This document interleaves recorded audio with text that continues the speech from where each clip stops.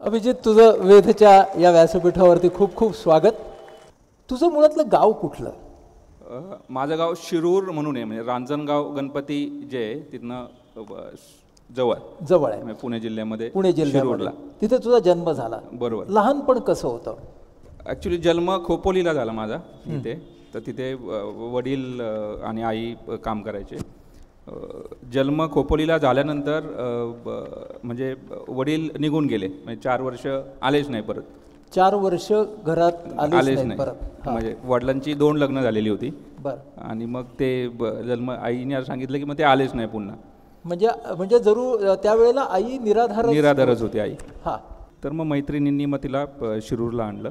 आणि आई काय उद्योग करायला लागली? शिरूरला पण आम्ही एका छोट्या स्लम एरियामध्ये राहायचो. स्लम एरिया म्हणजे जनरली स्लम का तयार होतो मला तिथनं कळालं की घरातला जो करता माणूस असतो ना, तो ज्यावेळेस जबाबदारी झटकतो तेव्हा मग स्लम तयार होतो. तर मग तिथे आम्ही गेलो. तर आई शिवणकाम करायची. म्हणजे ती रोज 2 ब्लाऊज शिवायची. म्हणजे रोज एक ब्लाऊज 15 रुपयाला, असं 30 रुपये तिचं रोजचं इन्कम होतं. त्याच्यावर आमचं सगळं चालायचं. आणि घरामध्ये कोण कोण? एक लहान भाऊ मला, आई आणि आम्ही असं. आणि पप्पा 6 महिने असं कधीतरी उगवायचे. म्हणजे असं काही त्यांनी जबाबदारी कधी घेतलीच नाही. कधीच घेतली नाही. मग त्या 30 रुपयावरती संसार चालवणं हे खूप कठीण होत असेल. खूप कठीण होतं. तुला समजायला लागलं तेव्हाची पहिली आठवण काय आहे? नाही, समजायला लागलं म्हणजे जेव्हा मी शाळेमध्ये गेलो पहिल्यांदा, नगरपालिकेची शाळा होती, तिथे मला ॲडमिशन घेतलं. तर ज्यावेळेस शाळेत गेलो त्यावेळेस सगळ्या मुलांकडे दप्तर होती. आणि आई शिवणकाम करायची. तिने शिवलेली पिशवी होती, ती पण मला आवडत होती. म्हणजे असं काही मला हे नव्हतं. पण तिथं मला जाणवलं की अरे हा फरक आहे की त्यांच्याकडे दप्तर होते, माझ्याकडे पिशवी होती. तर मग तिथे मला थोडंसं जाणवलं की अरे आपल्यात काहीतरी हे आहे. आई म्हटले तुला हीच वापरावं लागेल. म्हणजे नगरपालिकेच्या शाळेमध्ये सहसा गरीब वर्गातली मुलं येतात. हो. पण त्यातही तू थोडा अधिक गरीब होता. म्हणजे इथं ते फ्लॉप टू टॉप लिहिलंय ना, ते आम्ही मायनस होतो. 0 लिहिलंय ना, माझी सुरुवात मायनसमधनं होती. हां, तुझी सुरुवात मायनसमध्ये होती. आणि मग कशी जुळवाजुळव करत होती आई शिक्षणासाठी? तिला का वाटलं की तू शिक्षण घेतलं पाहिजेस? म्हणजे आई ब्लाऊज शिवायची, तर तिच्या मैत्रिणी शिकलेल्या होत्या. तर मग जनरली एक आई किंवा घरातली स्त्री जेव्हा हे असते ना, तर तिला ते मुलाला घडवायचं असतं. कारण मुलगा हाच तिचा, किंवा मुलगी किंवा मुलगा हाच तिचं भविष्य असतं ना. मग तिला आधारच काही नसतो. बरोबर. म्हणजे मी पण जो घडलो त्याला 24 वर्ष लागली सर. म्हणजे एक कुटुंब गरिबीतनं जर बाहेर यायचं असेल ना, तर 24 वर्ष लागतात. बरोबर. 24 वर्ष जर करायची तर मग ते शिकवलंच पाहिजे मुलाला. ही तळमळ असते आणि ती आईचीच असू शकते. बरोबर. आणि 24 वर्ष पेशन्स ठेवला त्यांनी. पेशन्स ठेवला म्हणजे की नाही बाबा काहीतरी होईल. पेशन्स जर कुणाकडे जास्त असेल ना, तो आईकडे असतो जगामध्ये म्हणतो मी. हां. तर कुणाकडेच असू शकत नाही. बरोबर. मग तू शाळेत जायला लागलास, तू हुशार होतास का? हुशार म्हणजे मी ॲव्हरेज होतो. म्हणजे मला 10वीला पण 70% पडलेत, 12वीला खूप अभ्यास केला 78 पडले. पण खूप काय हुशार नव्हतो. पण माझी कष्ट करायची तयारी असायची. म्हणजे मला ते जाणवायचे की आपण जर हे केलं नाही ना, म्हणजे कुठंतरी ते दिसत होतं की आपण जर काय केलं नाही ना, तर आपलं काहीच होऊ शकत नाही. म्हणजे मी ज्या भागामध्ये राहायचो ना, तर त्या भागातल्या मुलांची स्वप्न अशी होती की वॉचमन होऊ, टेम्पो चालू, अशीच सगळी स्वप्न होती. म्हणजे तर मग याच्यातनं जर बाहेर पडायचं असेल आपल्याला, तर शिक्षण हा एकच मार्ग आहे. मग शिक्षण आपण करायचं म्हटलं की मग अभ्यास करावा लागणार. बरोबर. मग ते ठरलेलं होतं की नाही आपण करायचं. म्हणजे पहिलं स्वप्न कुठलं बघितलंस करिअरचं स्वप्न ॲक्च्युली 10वीपर्यंत तर काय कळतच नसतं. म्हणजे जे मित्र सांगत असतात तेच आपण सांगत असतो. बरोबर. मित्र म्हणायचे इंजिनियर व्हायचं, मी पण म्हणायचो इंजिनियर व्हायचं. म्हणजे असं काही तो एक मेकॅनिझम नसतो की आपल्याला काय व्हायचं काय नाही, ते दरवर्षी बदलत असतं. तसं माझंही बदलायचं. कधी म्हणायचं मिलिटरीमध्ये जाऊ, कधी म्हणायचो आपण इंजिनियर होऊ. असं ते सगळं चाललेलं असायचं. पण खास असं काहीतरी आयुष्यात करायचं हा अजिबात काय नव्हतं, कारण समोरच काय नव्हतं ना. म्हणजे आमच्या ज्या झोपडपट्टीमध्ये मी राहायचो, तर तिथं सगळे जॉबला व्यवस्थित जायचे ड्रायव्हर म्हणून. आणि रात्री आलेला त्यांचा अवतार झालेला असतात, दारू बिरू पिऊन यायचे. त्यांचा अवतार म्हणजे आपल्याला इन्स्पिरेशन पण काही नव्हतं असं. तर काय व्हायचं माहितीच नाही ना. घरामध्ये परिस्थिती अशी आणि आसपास सुद्धा कोण काहीतरी झालंय. म्हणजे आमच्या इथं अशी चर्चा असायची की शिकून काय होणार आहे. माझा एक बाळू नावाचा मित्र आहे, तर त्याची माझी हे असायची, तेव्हा जरा शिकून काय होणार आहे. कोण मग तो मला दाखवायचा, हा बघ इथं पारावरच बसतोय ना, हा असंच करतोय ना. तर ते फाईट असायची माझी. म्हणजे चांगली उदाहरणं मिळायच्या ऐवजी नकारात्मक उदाहरणच मिळत होती. ही व्हायची. मग व्हॉट केप्ट यू गोईंग, म्हणजे तरी सुद्धा तू पुढं पुढं का जात राहिलास? मी ज्या शाळेमध्ये जायचो, म्हणजे आईने जे चांगलं काम केलं ना, एक तर शाळेत टाकलं, पहिला तर जन्म दिला, शाळेत टाकलं, शाळेत टाकल्यानंतर आमच्या इथं अजून 2 शाळा आहेत. आमच्या इथली जी सगळी मुलं आहेत, म्हणजे आता स्लम भागातली मुलं, एक असतं की चोर असतात असं काही नसतं ॲक्च्युली, पण त्यांना काही साधनच नसतं ना, त्यांना कंट्रोलच नसतो, म्हणजे जन्म दिलेला असतो आणि ती आपली वाढत असतात, म्हणजे त्यांच्याकडे कोणाचंच लक्ष नसतं, म्हणजे त्यांची काही चुकी नसते त्याच्यामध्ये. तर ती उन्हाळच असणार ना, ती शिव्या देणार, ती बोलणार, कारण त्यांना कोणी सांगायला नाही आहे की अरे बाबा तुम्ही अशा पद्धतीने नका वागू, वेस्ट न करणार. तर आईने मला त्या शाळेत नाही टाकलं. त्यांची शाळा दुपारची असायची, तर त्यांची आणि माझी भेट होऊ नये म्हणून मला सकाळच्या शाळेत टाकलं. म्हणजे अशी जी वस्तीतली मुलं होती त्यांचा माझा संबंध जीव नाही असं तिने योजना केली बरोबर, की हा सकाळी जाईल, हा म्हणजे यांच्याबरोबर हे होणार, मिक्सअप होणार नाही. मग तिथे मला काही मित्र चांगली मिळाली, की कोण डॉक्टर होते, कोणाचे वडील, कोणाचे ॲडव्होकेट होते. तर मग त्यांच्यामुळे मला थोडंसं हे व्हायचं की अरे ही कशी राहत आहेत किंवा हे कसं आहे. मग असं मला थोडंसं हे करायचं की नाही आपण पण शिकलं पाहिजे, हे डोळ्यासमोर. आईला थोडा आर्थिक हातभार लावावा असं तुला वाटायला लागलं?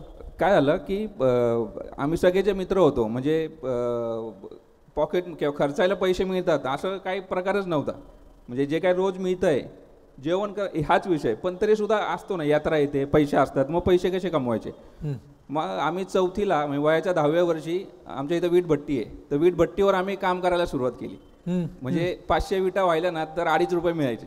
500 विटा वाहिल्या 2.5 रुपये मिळायचे. 2.5 रुपये मिळायचे. तर मला अजून पण ते आठवते.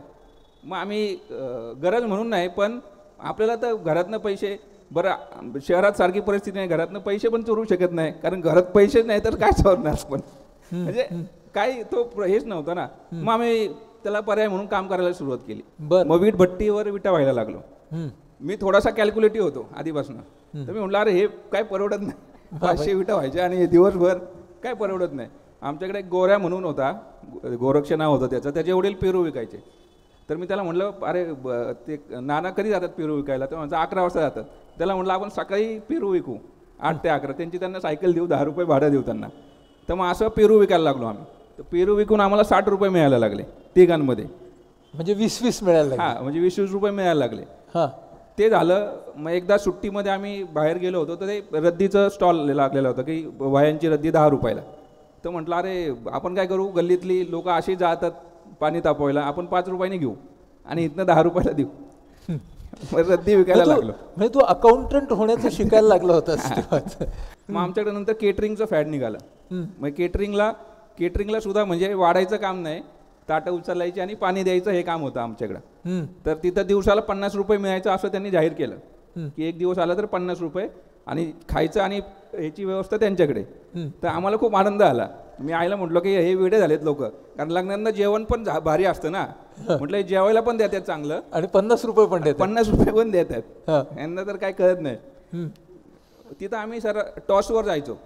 टॉसवर म्हणजे समजा कमी गरज असेल मुलांची तर मग टॉस व्हायचा, कोणाला सोडायचं, मग जो छापा म्हणेल मग त्यांनी जायचं, दुसऱ्याने थांबायचं.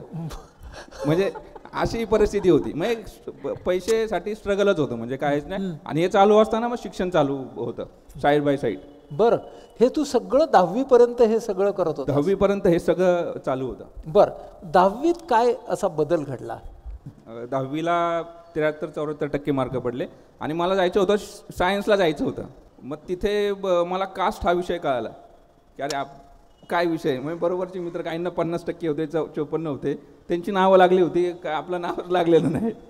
मग त्यांनी डोनेशन मागितलं 15,000 रुपये. मी तोपर्यंत कुठेही फॉर्म भरला नव्हता. म्हणजे माझं एक असं असायचं की एक करायचं ठरवलं ना तर इतर गोष्टी बघायच्या नाही, 4 ठिकाणी पाय ठेवायचे नाही. मग सायन्स करायचं ना, मग माझं ते कॉमर्सला मला ॲडमिशनच घ्यायचं नाही, म्हटलं मला सायन्सलाच जायचं. मग असं करत कुठल्याही कॉलेजला भरलं, म्हणजे फॉर्मसुद्धा भरले नव्हते. पण नंतर कळालं की हे 15,000 रुपये काय आपण भरू शकत नाही. आणि मग तिथं थोडंसं जरा नाराज झालो की अरे पैशामुळे आपल्याला ॲडमिशन घेता येत नाही. पण मी ते म्हणतोय ना, ते माझ्या आयुष्यातली सगळ्यात मग चांगली गोष्ट आली. मला जर सायन्सला ॲडमिशन भेटलं असतं ना तर मी इथंच नसतो, तुम्हाला सांगतो, कुठंतरी नोकरी करत असतो आणि काही झालं नसतं आयुष्यामध्ये. मग ते तिथं म्हणजे डोनेशनचे पैसे नव्हते त्याच्यामुळे कॉमर्सला आलास? मग कॉमर्सला, ते पण 3 महिने झाले होते, कॉलेजेस सगळी सुरू झालेली होती आणि माझं कुठे ॲडमिशन झालं नव्हतं. मग आई ज्या प्रोफेसर होते एक जण राठोड सर म्हणून, त्यांच्याकडे ब्लाऊज शिवायची त्यांच्या, तर आई म्हटले की म्हणजे आईचंच कॉन्ट्रीब्युशन बघा बरं का, मग तिचं शिक्षण 7वी, पण तिने त्यांच्याकडे नेलं की अरे हे जा येतं यांच्याकडे, हे काय चांगले तुला सांगतील काहीतरी. तर आई त्यांच्याकडे घेऊन गेली. घेऊन गेल्यावरती मी त्यांना ते दाखवलं माझं मार्कशीट असं तसं.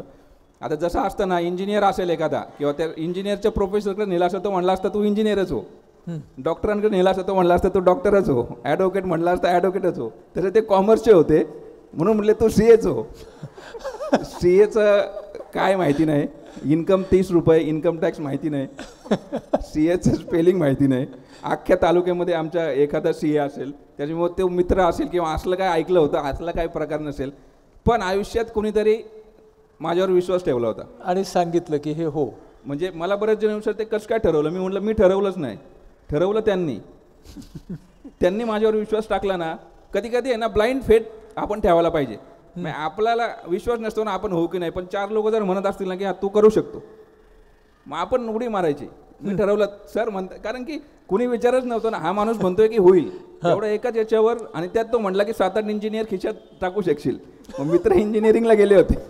मी तर म्हणलं राव 1 नंबर काम झालं. आपण काही संबंध नाही बरं का. आणि मग आपलं वेड्यासारखं ते ॲडमिशन घेतलं कॉमर्सला. 3 महिने झाले होते, डेबिट क्रेडिट माहीत नाही काय नाही, सगळं होऊन गेलेलं होतं, काही कळत नव्हतं. पण मग हळूहळू ते गेलं. मग 11वीला ज्यावेळेस ॲडमिशन घेतलं, 8 ते 12 कॉलेज असायचं. म्हटलं करायचं काय याच्यामध्ये, राहिलेल्या याच्यामध्ये, कारण आता ॲडमिशनची फी भरायची, खर्च वाढणार होता. मग म्हटलं आपण कुठंतरी ऑफिस बॉय म्हणून पार्ट टाईम कामाला जाऊ. पार्ट टाईम असतं असं काही माहिती पण नव्हतं. लोक म्हणायचे पार्ट टाईम जातो का, म्हणायचं हो पार्ट टाईम जातो. असं करत ऑफिस बॉयची नोकरी लागली. मग ऑफिस बॉयची नोकरी म्हणजे चहा देण्याचं काम, झाडून घेणं, पुसून घेणं, कुलींनी सगळ्या काचा एकदम हे करणं, असं सगळं काम. पण ते काम पण मी एकदम आवडीने करायचो. तर मला 800 रुपये पगार मिळायचा त्याच्यातनं. बरं. हां, मग 800 रुपये पगार मिळायचा. आणि शेजारी एक कॉम्प्युटरचा क्लास होता, तर तिथं मुलं यायची. मी ते क्युरिओसिटी म्हणून हे कशाला येतात, तर ते कॉम्प्युटर शिकायला येतात. मग मी त्यांना जाऊन भेटलो की हे काय नक्की आहे, तर ते म्हणले कॉम्प्युटर आणि हे अशा गोष्टी.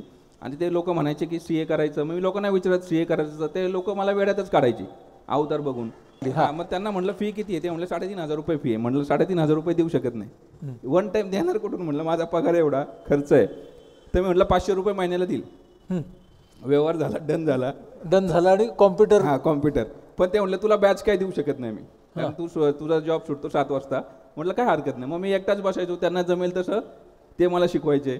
असं करत करत वर्ड, टॅली हे सगळ्या गोष्टी तिथे माझ्या झाल्या. म्हणजे एका करत असताना काम करत होतास, कॉलेज करत होतास, टॅली आणि हे सगळं शिकत होतास, असं करत 12वी झाली. त्यात अजून गंमत म्हणजे सगळ्यांना जेव्हा सांगायचो, मग मी विचारायचो आता काय, ते म्हणायचे की वर्गात पहिल्या 5 मध्ये आला तर CA होऊ शकतं. म्हणजे असा काहीतरी रेशिओ लोकांनी कॅल्क्युलेट करून ठेवला होता. मग अजून मला टेन्शन लागलं की यार आता तर पहिलं यायला पाहिजे. मग अभ्यास सुरू केला की आपण पहिलं यायचं. अभ्यास केला. आणि मला रविवारी पण सुट्टी नव्हती, सुट्टीच नसायची. अभ्यास सुरू केला आणि पहिला आलो 11वी मध्ये. बर, टाळ्या वाजू नका, त्यावेळेस लोकांनी येणं वेड्यात काढलं. म्हटले अरे पहिला आलाय, 11वीला कोणी अभ्यास करत नाही. मी फुल टेन्शनमध्ये आलो. म्हटलं खरंच नाही राव, सगळेजण एन्जॉय करतात, मी वेड्यासारखा ऑफिसमध्ये अभ्यास करत बसायचो. म्हणजे लक्षात घ्या, समाज आहे ना, समाज हा असंच बोलत असतो आपल्याला. म्हटलं नाही, आता आपण 12वीला पण परत अभ्यास करायचा सुरू. परत 12वीला परत त्याच मोटिवेशनने अभ्यासाला सुरुवात केली आणि 12वीला पण पहिला आलो. मग 12वी झाल्यावरती पुढचा प्रश्न आला ना, का आतापर्यंत तू गावाला होतास, शिरूरमध्ये होतास, पुढचं शिक्षण कुठं घ्यायचं हा प्रश्न आला. हा मोठा प्रश्न होता. मग तरी सगळ्यांकडनं माहिती घेतली होती की मग ते सगळ्यांचं म्हणणं होतं की पुण्याला जायला लागेल असं तसं. तर मी खर्च काढला, पुण्याला जायला लागेल तर किती, ते म्हणले की 2,000 रुपये, 1,000 रुपये मेस आणि 1,000 रुपये राहायचा खर्च, असा महिन्याला 2,000 रुपये. म्हणजे वर्षाचे 24,000 रुपये झाले. आणि माझ्याकडे तर पैसे नव्हते. मी म्हटलं आपल्याला 800 रुपये पगार आणि 9,000 10,000 रुपये आपला वर्षाचा पगार, आणि 3 वर्ष जरी जायचं म्हटलं तरी 10-30 हजारच जमणार आणि ते एका वर्षात संपणार. मग गणितच कुठे बसत नव्हतं.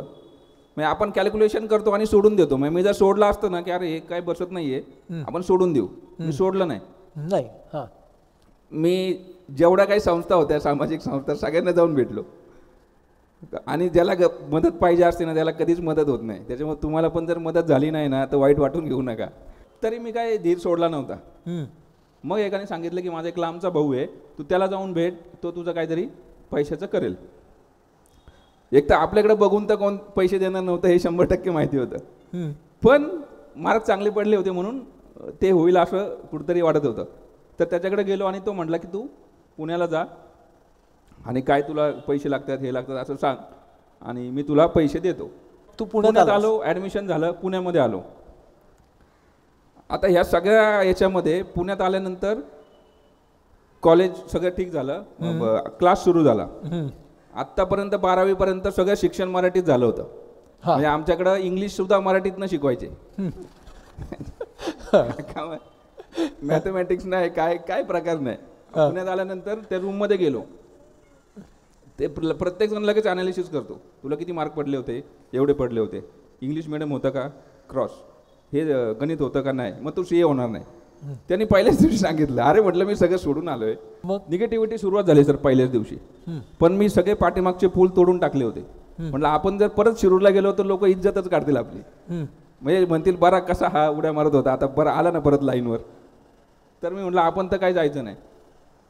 दुसऱ्या दिवशी क्लास होता, इकॉनॉमिक्सचं लेक्चर होतं आणि इंग्लिशमध्ये सुरू झालं लेक्चर. काय कळालंच नाही.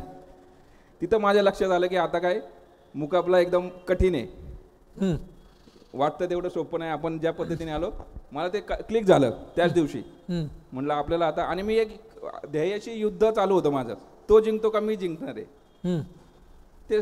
म्हटलं आता त्याला हरवायचं, आता इंग्लिश शिकायचं, आता इंग्लिश शिकायचं. आपोआपून चौकात गेलो, डिक्शनरी घेतली. शब्द आला की अर्थ, शब्द आला की अर्थ, इंग्लिश शब्द, मराठी शब्द, इंग्लिश शब्द, अशी परिस्थिती आली की कुठला शब्द डिक्शनरीच्या कुठल्या पानावर आणि उजवीकडे का डावीकडे माझा पाठ झाला. व्होकॅब्युलरी एवढी स्ट्रॉंग झाली की एका शब्दाचे 4 मी शब्द सांगायचो. आता हे सगळं करताना आता CA ची तयारी सुद्धा सुरू करायला पाहिजे होती. हो. मग ते कशी केलीस? ॲडमिशन झालं, इन्स्टिट्यूटला हे केलं आणि मग कॉलेजला पण ॲडमिशन केलं. कॉलेजला सुद्धा म्हणजे बरेच जण म्हणायचे की अरे आपण कॉलेज करतो मग CA करतो. मी म्हणतो नाही, अरे आपण CA करतोय आणि कॉलेज पार्ट टाइम करतोय, म्हणजे हा एक बेसिक फरक होता. बरं. मी म्हटलं CA करायला आलोय, आपण कॉलेज करायला नाही आलोय. अभ्यास सुरू केला आणि आमच्याकडे ते CPT म्हणून प्रकार आला, ऑब्जेक्टिव्ह टाईप क्वेश्चन ते होते आणि सगळ्या टेन्शनमध्ये आले. मला आनंद झाला. 200 मार्कची परीक्षा असते ती.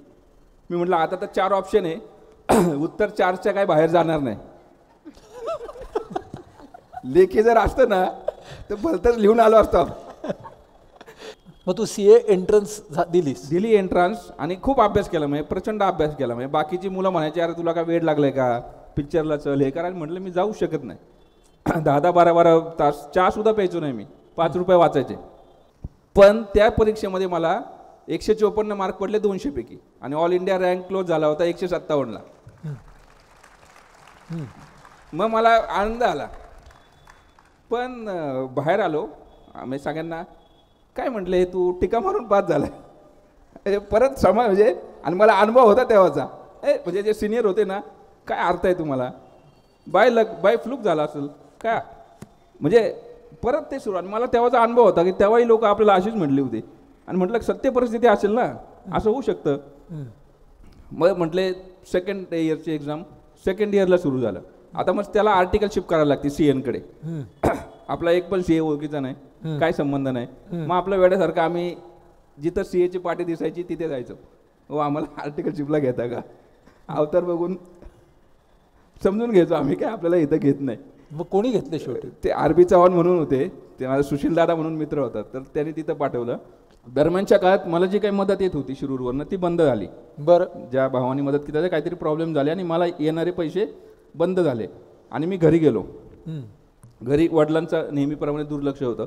घरात सगळी धूळ, आई, सगळं लहान भावाचं पण शिक्षण चालू होतं. वाईट परिस्थिती होती सगळी. ज्याच्याबरोबर मी पेरू विकायचो ना, तर तो आता शिक्षण सोडलं होतं त्याने 11वी-12वीमध्येच आणि तो आता आठवडे बाजार करत होता. म्हणजे तो पैसे कमावायला लागला होता आणि आईने त्याच्याकडनं 10,000 रुपये व्याजाने घेतले होते. बरं.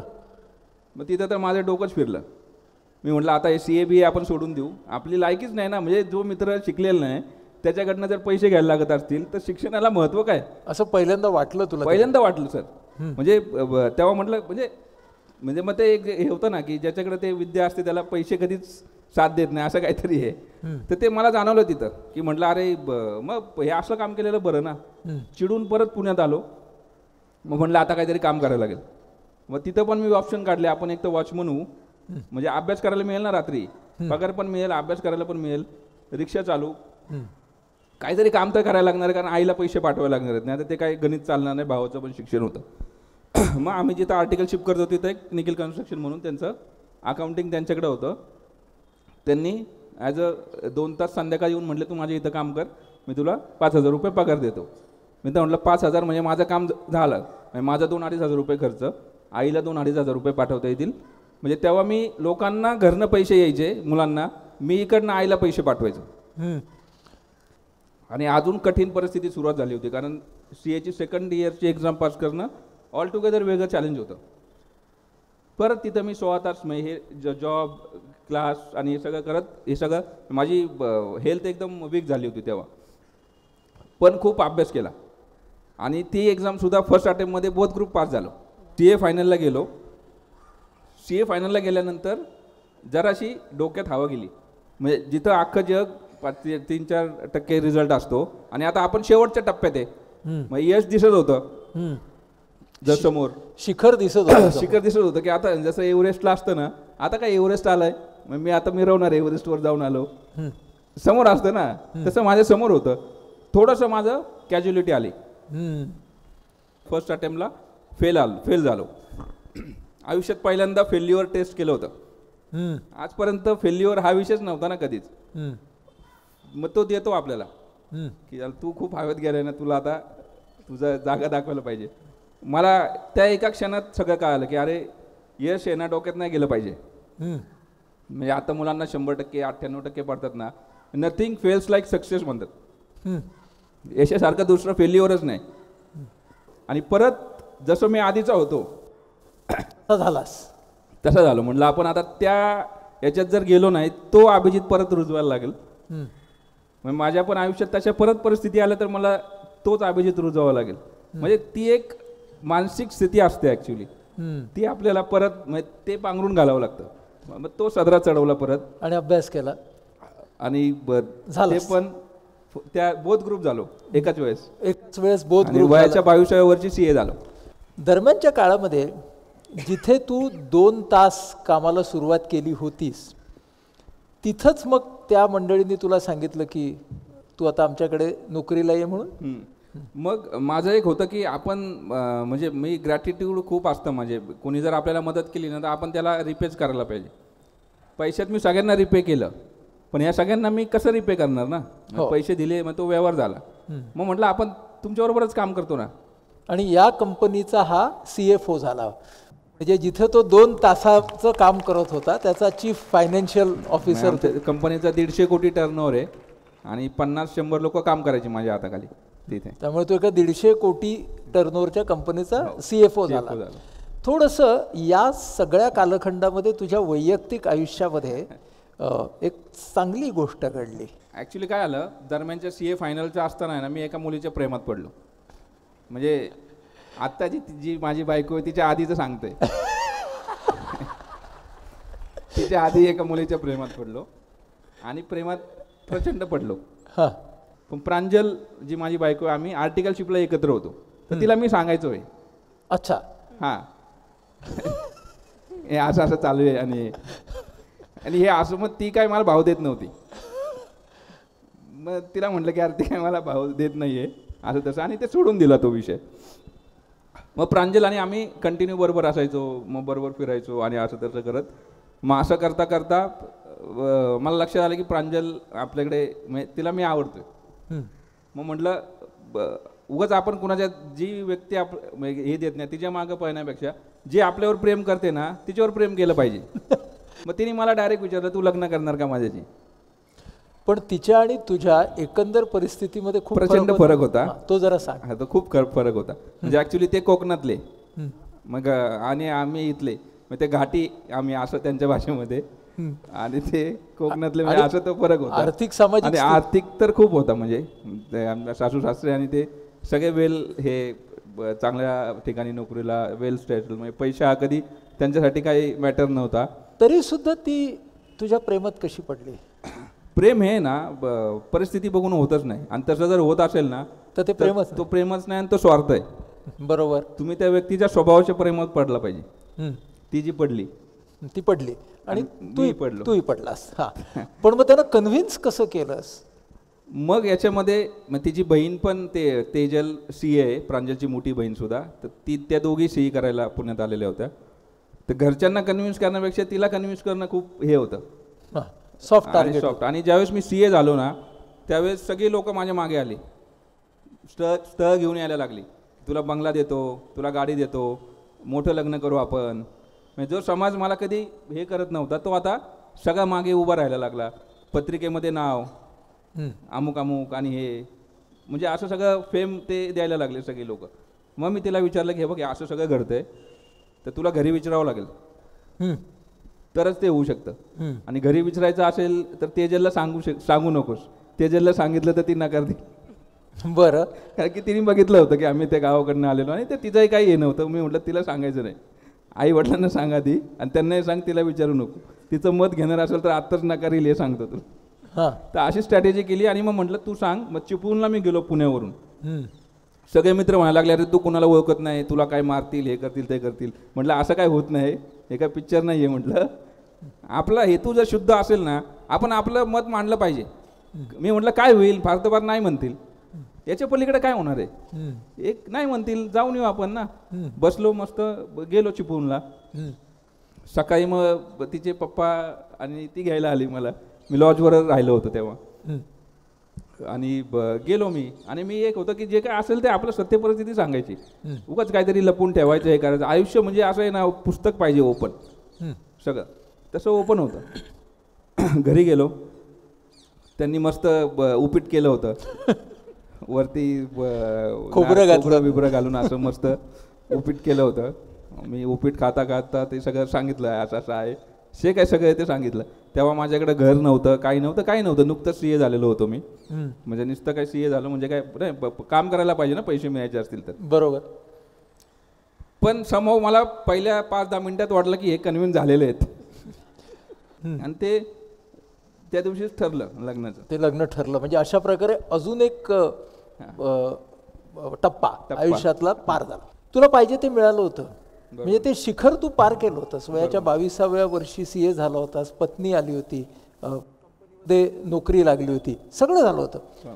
मग तुला ही नादान परिंदे ही संस्था काढून अशा मुलांना मदत करावी असं का वाटलं?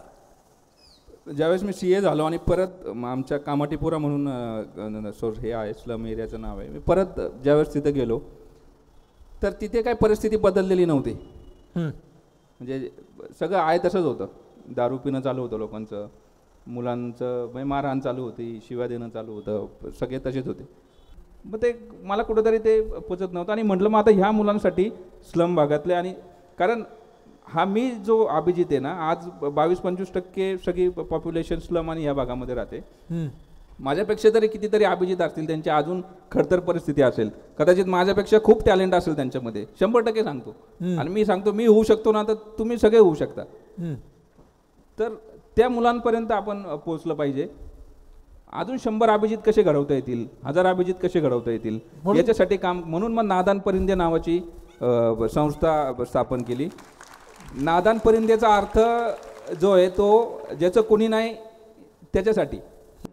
आणि या मुलांशी जाऊन तू बोलतोस, त्यांना मोटिवेट करतोस, त्यांना मदतही करतोस, आणि हे काम तू खूप मोठ्या प्रमाणावरती अगदी मुकपणे करतोयस. बरोबर. हां, तर त्यांना जाऊन तू काय सांगतोस, कुठल्या कुठल्या मुलांना तू भेटतोस ते जरा सांगा मला. तर जसं मला आता CA म्हणून बोलवलं जातं ना, ती ओळख मला पुसवायची आहे. CA म्हणून झालं, ते संपलं. मी समाजासाठी नादान परिंदेच्या मार्फत त्यांच्याकडे जातो ना, ती माझी ओळख असणार आहे सर.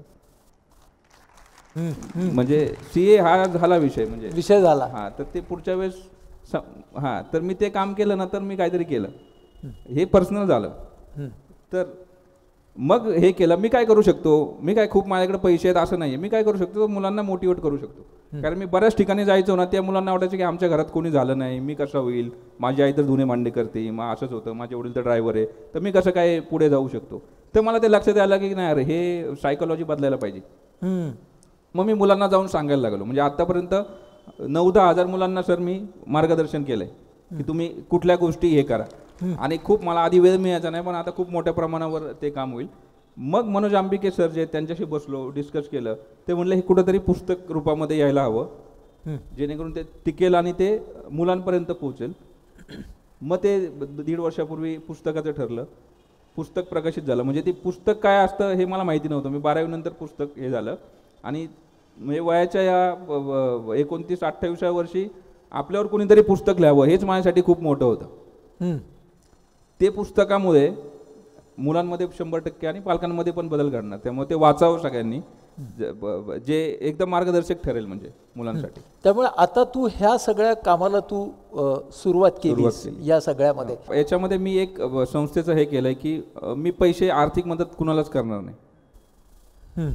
आर्थिक मदत कुणालाच करणार नाही. अच्छा, आर्थिक मदत कुणाला करणार नाही. हा, कारण की मी एखाद्याला 1 लाख रुपये मदत केली तर ती त्या एका मुलापर्यंत जाईल. बरोबर. तर ते लिमिटेड न ठेवता ज्या शाळेमधनं आपण आलोय तर त्या शाळेमध्ये जाऊन त्या मुलाने वर्षातून एकदा जाऊन काहीतरी शिकवायचं. बर. म्हणजे बॅक टू हे करायचं. आणि मी एक टोल फ्री नंबर करतोय पूर्ण देशासाठी की त्याच्यावर कुणी फोन केला समजा ठाण्यामध्ये, तर कुठं संस्था आहे मदत मिळतं हे माहिती नसतं कुणाला, आणि संस्थांना मदत करायची असते तर त्यातला दुवा मला बनायचा आहे. त्याच्यावर फोन केला तर बाबा ठाण्यामध्ये मी या ठिकाणी आहे, त्याचा जर फोन आला मला तर त्याला ते सांगता येईल की ठाण्यामध्ये तू इथं जाऊन भेट.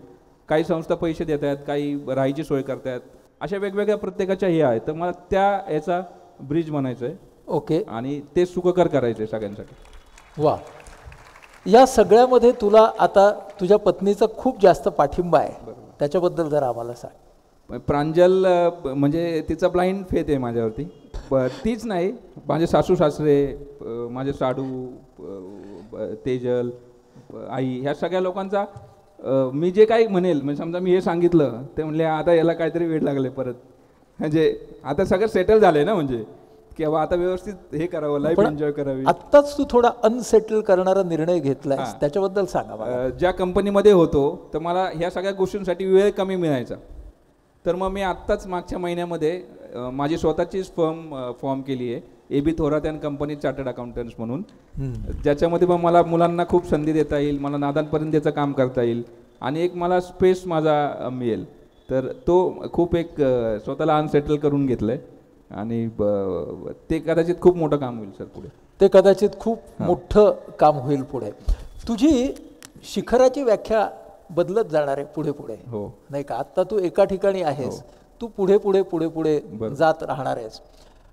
आपण असा शब्द वापरतो स्वयंभू. स्वयंभू हा शब्द आपण देवाच्या संदर्भात वापरतो नेहमी, पण स्वयं आणि भू, भू ह्याचा अर्थ जमीन.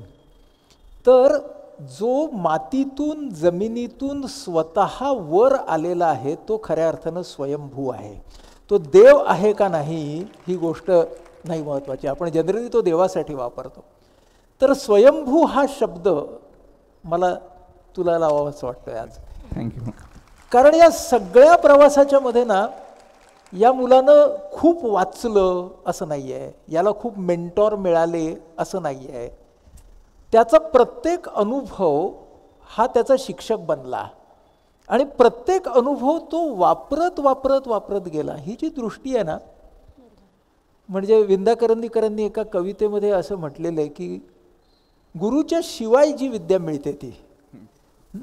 तर तसं मला तुझ्याकडे पाहताना वाटलं की प्रत्येक माणूस स्वतःचा गुरु होऊ शकतो आणि हे तुझ्या स्वयंभूपणाचं मला रहस्य वाटतं.